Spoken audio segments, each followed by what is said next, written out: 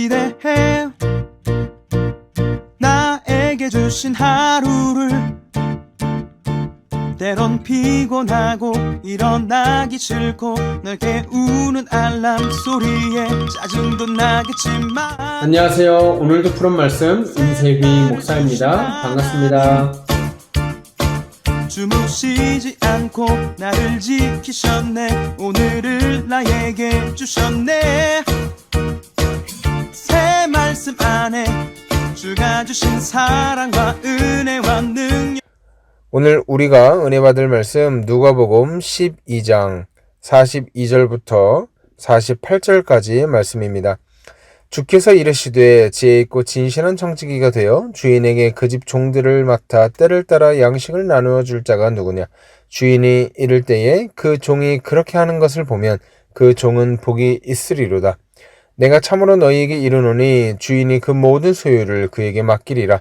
만일 그 종이 마음에 생각하기를 주인이 더디 오리라 하여 남녀 종들을 때리며 먹고 마시고 취하게 되면 생각하지 않은 날 알지 못하는 시각에 그 종의 주인이 이르러 엄히 때리고 신실하지 아니한 자의 받는 벌에 처하리니 주인의 뜻을 알고도 준비하지 아니하고 그 뜻대로 행하지 아니한 종은 많이 맞을 것이요 알지 못하고 맞을 일을 행한 종은 적게 맞으리라. 무릇 많이 받은 자에게 많이 요구할 것이요 많이 맡은 자에게 많이 달라 할 것이니라. 아멘. 오늘 본문은 우리에게 청지기의 삶을 살아가야 한다고 말하고 있습니다.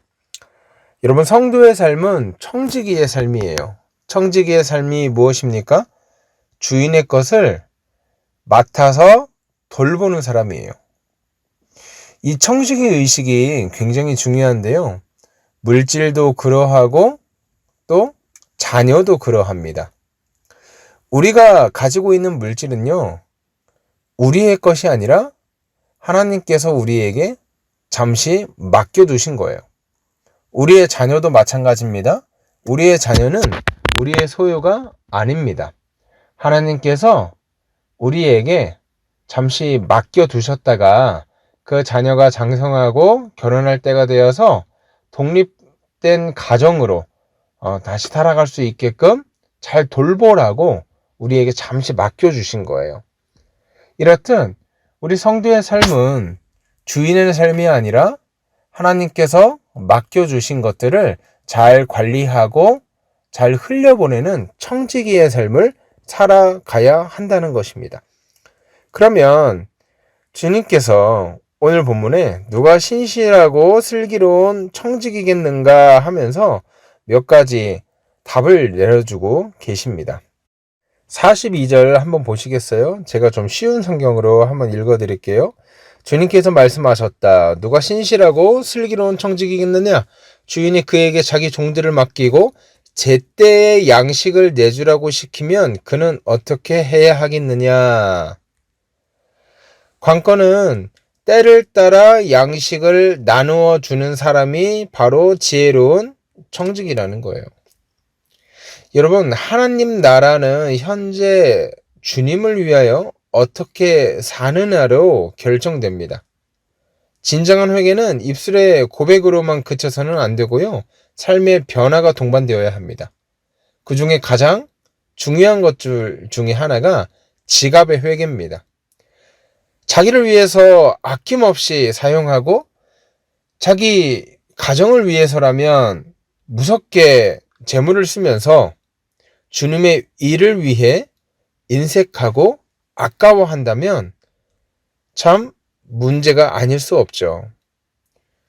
따라서 그리스도인이 성숙한 사람인가, 믿음이 있는 사람인가, 저 믿음이 입술만의 신앙인가, 삶으로 드러나는 신앙인가를 보려면 우리가 가진 돈을 어떻게 사용하는지 살펴보는 방법이 가장 좋습니다. 왜냐하면 재물이 있는 곳에 우리 마음이 있기 때문입니다. 여러분, 우리가 부자라고 할 때 어떤 사람을 부자라고 합니까? 물론 사람들마다 부자의 기준이 다르고 또 경제적 형편도 다르겠지만 우리가 부자라고 할 때 뭐 아파트도 좀 가지고 있고, 그쵸? 거기다가 건물도 있으면 더 부자고, 거기다 땅도 있으면 더 부자고, 내가 먹고 싶은 거, 내가 사고 싶은 거, 내가 사고 싶은 차 마음껏 살 수 있고, 좀 다른 사람에 비해서 여유롭게. 관건은 뭐예요? 여유롭게 얼마나 내가 가지고 있느냐. 그걸 보고 부자다, 부자가 아니다라고 평가하잖아요. 그렇죠? 그런데요, 사람들의 계산은 그러한데, 하나님의 계산은 다르다는 거죠. 하나님의 계산은 얼마나 가지고 있는가, 거기에 있는 것이 아니고, 그 가지고 있는 것을 얼마나 잘 흘려보내는가에 있다는 거예요. 많은 것을 가지고 있으면서도 남을 위해 사용하는 것을 인색해하거나, 많은 것을 움켜쥐었음에도 불구하고 소외되고 연약한 이웃을 위해서 내 물질을 떼어주는 것을 아까워하거나, 많은 것을 누리고 있으면서도 불구하고 주님의 일과 사역에 내 지갑 여는 것을 아까워하고 인색해한다면 그 사람은 하나님이 기뻐하시는 청지기가 아니라는 거죠. 하나님이 기뻐하시는 청지기가 아니라는 것입니다. 사람들은요, 손에 얼마나 쥔 것이 많은가를 보게 되지만 하나님은 남에게 나누어 준 것이 얼마인지를 바라보실 것입니다. 하나님을 모르고 또 회심하지 못한 그 사람에게는 그저 물질이 내 몸 하나 편하고 내 가정 평안하고 내 육신에 만족을 주는 하나의 도구에 불과하지만, 우리 믿는 사람에게는, 또 회심한 자들에게는 이 물질이 하나님의 은혜를 전하는 통로가 된다는 것입니다. 도구가 된다는 것이죠. 그러므로 이 말씀을 여러분 우리에게 어떻게 적용할 수 있겠습니까? 하나님께서 우리에게 허락하신 물질과 은사와 재능을 필요한 곳에 잘 나누어야 된다는 거예요. 잘 흘려 보내야 된다는 거예요. 여러분, 옛날에 저희 부모님 세대에서 공부 안 하는 자녀들을 바라보면서 이렇게 꾸중하셨어요. 야, 공부해서 남 주냐? 다 너 잘 되라고 하는 거지? 그러니까 공부해. 이런 꾸중 굉장히 많이 들어보셨잖아요. 그리고 심지어 학교에서는 어때요? 여자고등학교 선생님들이, 야, 니네 공부 열심히 해야 미래에 남편의 연봉이 올라가. 이런 쓸데없는 얘기를 하고, 남자고등학교에서는 어때요?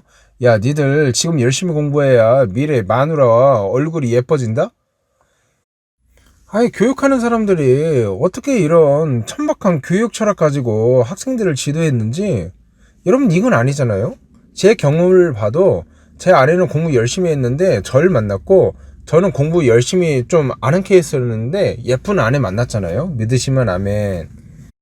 제가 가벼운 농담으로 이렇게 얘기했지만 여러분 이거 정말 심각한 거 아닙니까? 우리가 물질을 쌓아놓고 또 공부를 하고, 이거 다 누굴 위해서 하는 겁니까? 내가 잘 먹고 내가 잘 살기 위해서 하는 것도 분명히 있겠지만, 우리의 동기와 목적은 그것만 가지고 끝이 나고 결론이 나서는 안 된다는 거예요. 우리가 돈을 잘 벌었으면 그것을 누구를 위해서? 이웃을 위해서 흘려보낼 때 하나님께서 기뻐하시는 청지기가 될 수 있다는 거죠. 하나님께서 우리에게 물질을 주실 때, 은사를 주실 때, 재능을 주실 때 필요한 곳에 잘 활용해야 한다는 것을 여러분 꼭 명심하시기 바랍니다. 나를 위해서 쥐고 움켜쥐고 쌓아두고, 나를 위해서 치열하게 공부하라고 강요하고 그렇게 교육을 시키고 그러는 것이 아니라, 내가 책임져야 할 하나님 나라, 내가 책임져야 할 영혼들을 위해서 열심히 공부하라고 교육하시고요. 또 열심히 돈을 버시고 열심히 물질을 쌓아 놓으시고 또 쌓은 물질을 흘려보내는 저와 여러분이 되기를 주의 이름으로 소원합니다. 하나님의 뜻을 따라서 그 모든 것들을 나누면서 살아가고 연약하고 소외된 이웃에게 우리 주변에게 도움이 되는 플로잉할 수 있는 저와 여러분 되기를 주의 이름으로 소원합니다. 우리 기도하실 때 이렇게 기도했으면 좋겠습니다. 먼저 우리가 좀 회개할 필요가 있을 것 같아요. 하나님, 나만을 위해서 살아왔던, 그리고 내 욕심만을 위해서 살아왔던 지난 날을 하나님 이제 회개합니다. 내 물질, 내 지갑 더 의미 있는 곳에 사용할 수 있도록 하나님 날 붙잡아 주시고, 다른 이들을 위해서 내 물질을, 내 은사를, 내 재능을 흘려보내기로 작정할 때 하나님, 나에게 더 큰 물질, 더 큰 재능, 더 큰 은사를 부어주시고 채워주시는 것 하나님 잊지 마시옵소서. 그렇게 기도했으면 좋겠습니다. 우리 그렇게 기도하고요, 오늘 하루 힘차게 살아가는 저와 여러분 되기를 주의 이름으로 소원합니다. 함께 기도하겠습니다.